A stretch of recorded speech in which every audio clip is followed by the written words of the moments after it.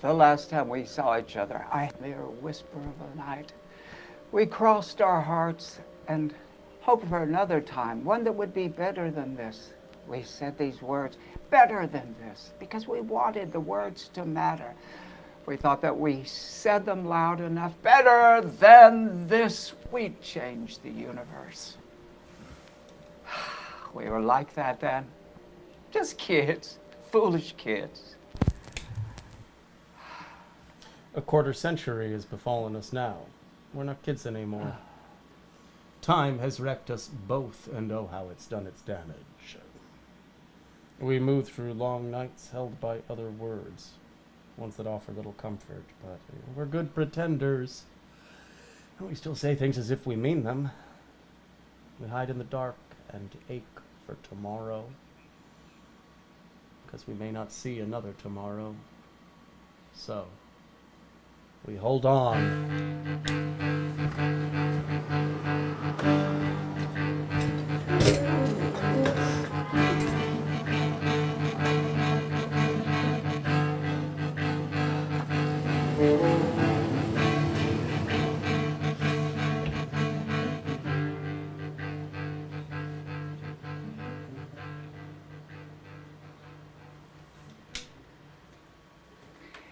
And in holding, our pretending is ginormous. We say ginormous because we love the way it sounds. Our pretending travels across rivers and oceans and sometimes even parts of the desert. You said once that you had an affinity for the desert and sometimes called it home while you slipped on your boots and tossed on your hat, sly like the lead actor in a movie. You said you were always the lead. Always the protagonist, because all you ever wanted was to be the center of the story. Is that true, I'd ask? Oh, yeah, you'd say with a wink and a tremor. And then we'd laugh giddy with our desire for the center, because it always seemed to elude us. And we know that for most people, the center is where it's at. We saw it in an ad once. We liked the way it phrased, took up the whole page. the center is where it's at. Like it was all the rage. Words like monsters, I'd say, and you'd spin me in your arms with a kind of elemental grace. Sometimes you even sang a little song about everything you wanted. Everything I want. Oh, you had an awful voice. Everything. Dry, raspy, and broken in all the wrong places. I'd say no one wants to hear you singing with that voice. Put a lid on it, will you? But you laugh and say, I got style. You just don't understand it. And you carry on singing the bejesus out of everything like you're going to puncture the sky with the force of your lungs. Everything I want. You said the desert knew you, and you pretended to know it like the back of your hand. But inside you were scared, because the desert is freaky as all get out. And it's the place where everyone, but everyone in the whole wide world gets lost. Hands held. Thoughts held. Nights that feel like open wounds. The desert is the place where we found each other. In the dunes. You were drinking then. Tall glasses of everything, amber-colored dreams, straight into your veins. You wanted to obliterate yourself, because being a protagonist was hard work, and it turned out you didn't like it. You much preferred being an extra, coming on set, doing a bit of background, going home to your dogs and chickens. I'd watch you from afar, like now, across the thieving echoes of space. Where are you going, friend? How long till we see each other again? And are you still wearing that desert hat for old time's sake?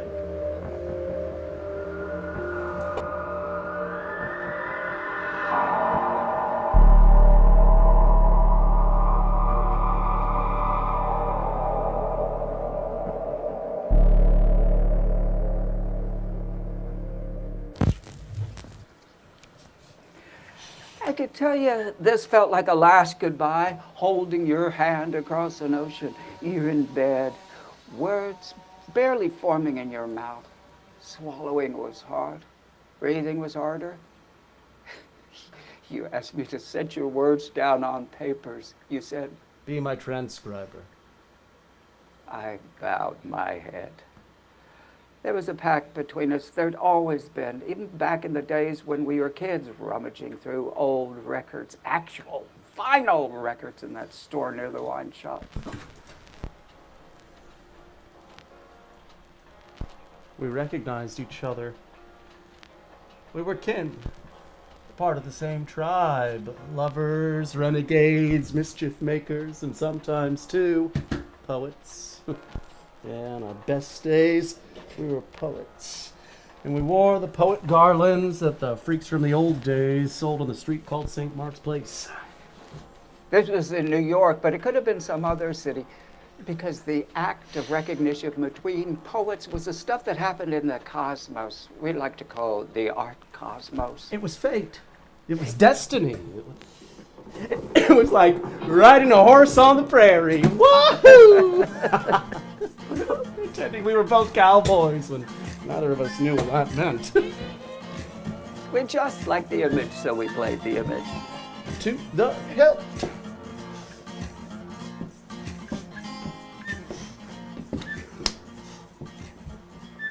Cowboy poets under city lights, radiating our sexy back to whatever would call out, hey.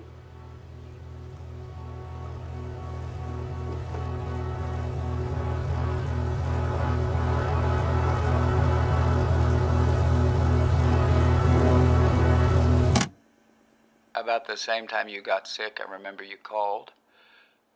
We hadn't seen each other for many years. Your voice on the phone, dry, cracked, ornery. You were pissed off at yourself, at the battle you were fighting. And I could tell this was a battle you refused to sit still with. I said, hey, like we did then. Hey, how you doing, kid? Your voice lifted, mock angry. Who you callin' kid? There you were again. Just like before. The old piss and vinegar vibe. That same attitude charmed the pants of many a person back in the day. We used to have sex in the closets, bathrooms, always, once, yeah, in the kitchen pantry. You were all swagger once. You owned the world. It was beautiful to behold. And I liked beholding you, my beloved. Can we use this word now? Beloved? I like that word. I miss it. When I scroll through the dictionary, I settle on it sometimes and just trace my fingers over it. B-E-L-O-V-E-D.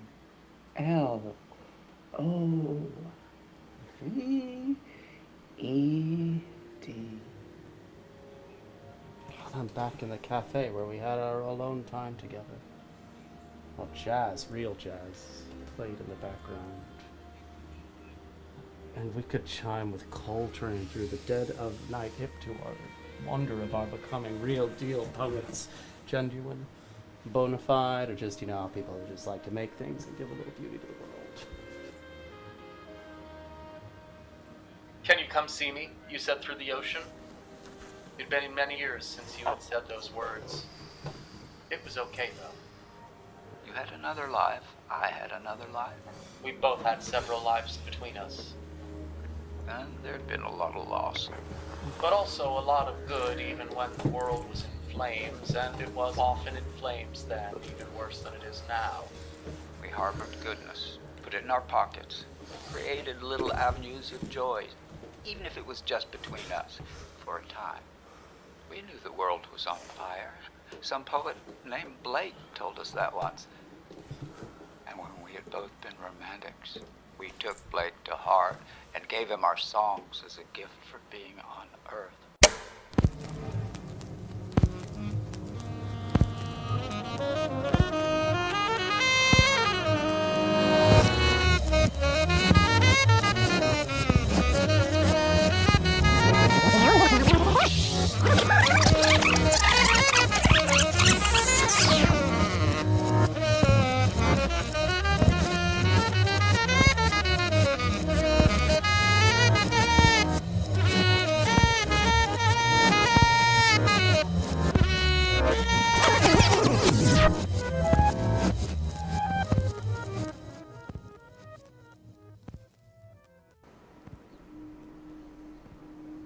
This was the days where we couldn't know. You had lost your voice. And I was scribbling your thoughts into a leather-bound journal. When they come get me, don't let them shed a tear, you hear? You hollered inside my head.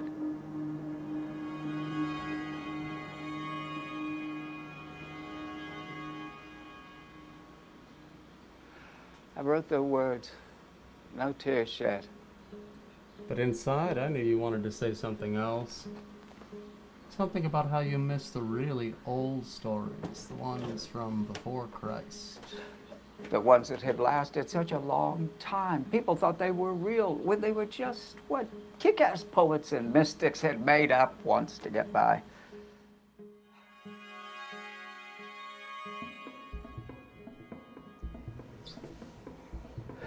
In these old stories before Christ, there'd been kind of a democracy that some people said worked wonders if you were a man. It's strange how the demos of democracy lingers with this facade, the male facade, the cis-male facade of everything's all right, when we know, we must know. We do know that the demos way back then was made up of all sorts of people who didn't have a voice, were barely even seen and hardly given a place for their stories to tear through the bite of night. Let's not, please. The beloved aches. I know we need to go there, but please, tonight, let's not. Because my heart is raging and I just need some whiskey to calm me down. When we roamed the streets near St. Mark's, back when St. Mark's was St. Mark's, we thought about St. Mark. The real one, who was born in North Africa and died in Egypt. His symbol was the winged lion. Oh, we like to pretend that there were winged lions all over the village, and sure, yeah, sometimes we saw them. Because St. Mark was the hustler cruising down the street, and Miss Honey doing her thing, and the sweet girl standing on the corner of Avenue A waiting for her mommy to finish buying rosary beads from the viejito who always used the word losida with an awfully long I. Side-da. Swinging the word with all the strength his viejito-ness could muster. Low rider, we countered, chiding the viejito warmly. Low-side-da. Low-side. I sell you rosary beads for $5, blessed by the Pope himself. Sometimes we pretended we were Catholics so we could talk to the viejito in our broken Spanish, while others laughed at his broken English. The viejito would tell us stories about how Losida was, and we'd tell him stories about the wonders of St. Mark. Before long, we get into all sorts of tangles, sorting out what sort of benevolence would be granted us when we reach the pearly gates. The viejito said all you needed was a vial of holy water and a prayer sung in Latin to make it in. We said our Latin was rusty. Holy water was hard to come by. Well, the viejito would smile, pull out a basket of vials from his cart. This, my friends, is the holiest aqua from the holiest of places, from deep in a cave in the heart of Jerusalem, the sacred city, but where many wars have been fought, are still being fought for sad and miserable reasons.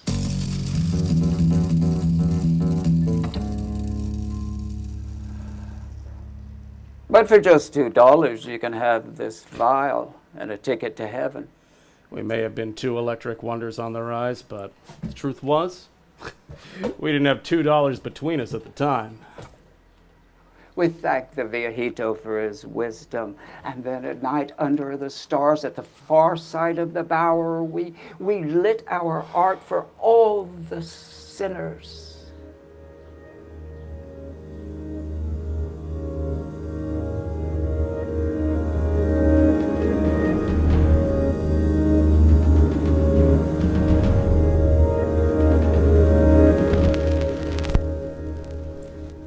At the crack of dawn, you let out a shout. It rings through the house. I'm with you now, close to your bedside, because I fear the worst. I have been writing your words down in a leather-bound journal. The paper bears the imprint of my hand. Sleepless, sweaty, not so gloriously wrecked.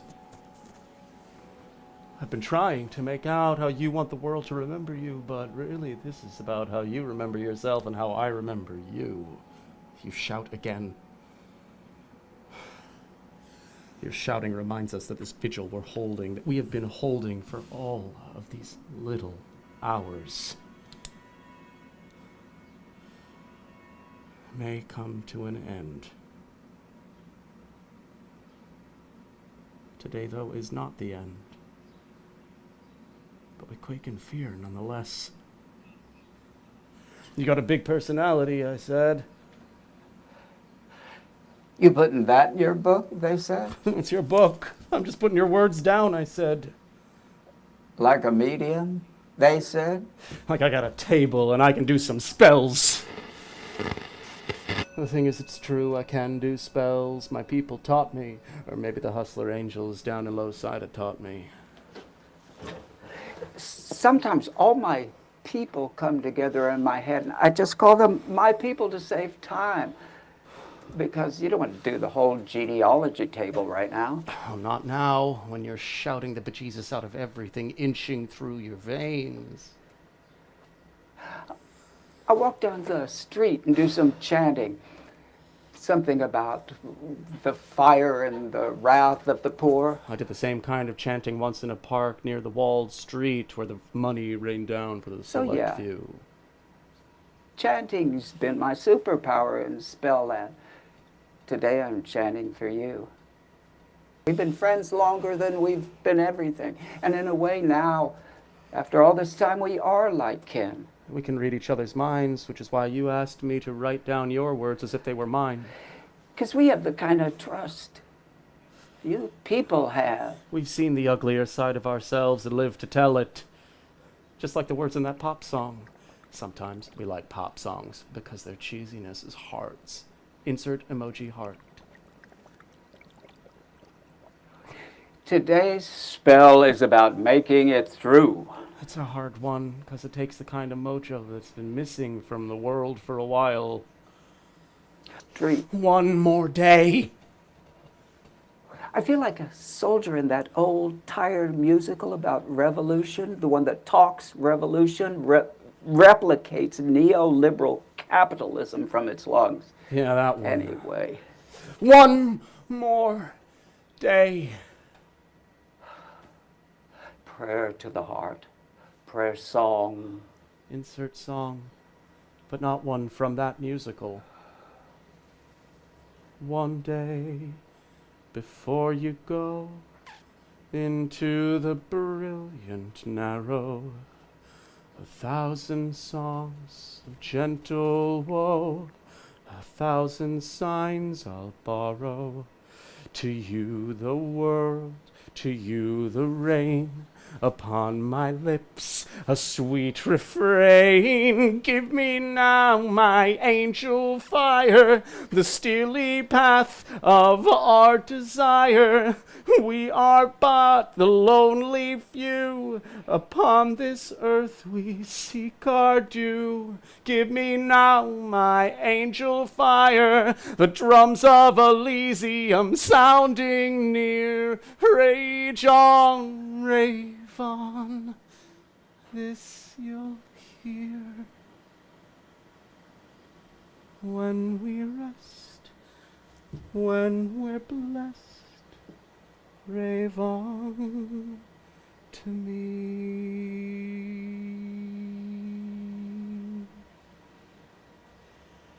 I want to believe if we put the words in air, goodness will radiate. It's been hogging all the space, and it's getting like there's no chance for anything else to. Even how you've been filled feels like a part of the hate wheel. But it's got nothing to do with it. So. Song. Prayer. Spell time.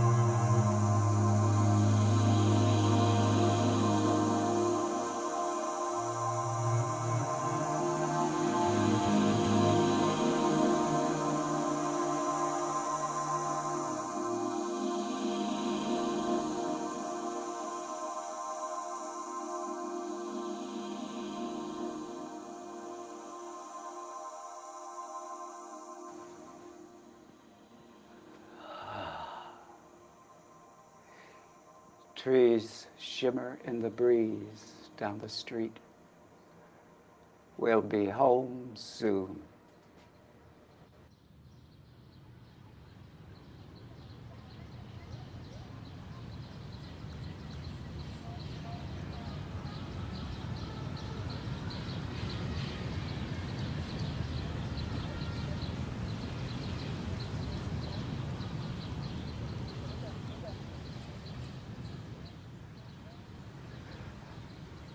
We're sitting on the front porch of an old house that's not ours.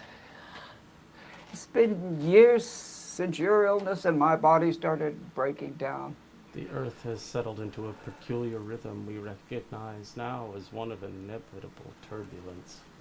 We shrug, we sigh. We try to remember what we used to fight about back when we had so much ardor inside of us. Fighting seemed like the only solution for anything. We bit things. Huh? We bit through things. We did?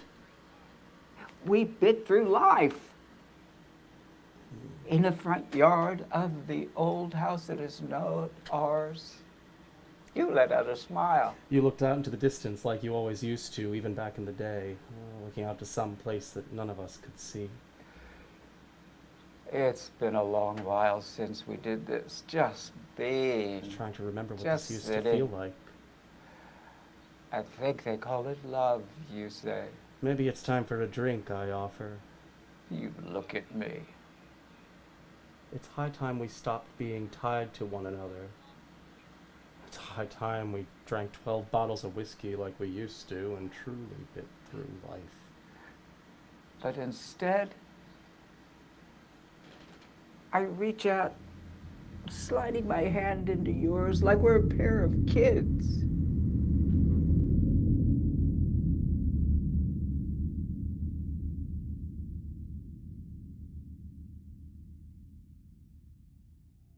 A home movie flickers in the night sky.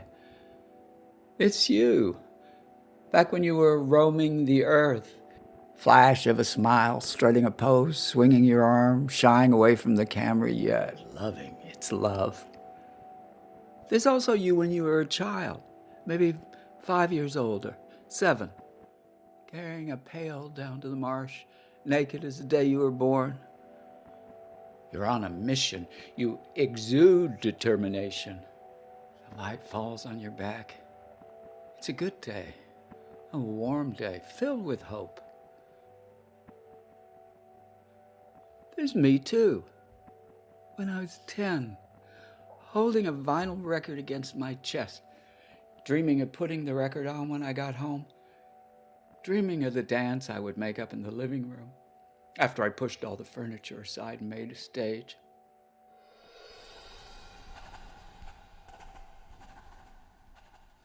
I had those kind of dreams then. I was different. Everybody said. I didn't care what people told me. I knew dreaming these kind of dreams mattered, especially because most of the world had seemed to have forgotten what dancing felt like or what it could really do. "You gonna make a stage?" the neighbor said. "Yeah," I replied. They turned away. I set the vinyl record on the turntable and placed the needle on the first groove of the first track of the first everything. Oh, yes. This is the way it goes. This is the way I dreamt it. Of course you can make a stage. You can make one anywhere. You just have to push everything else away.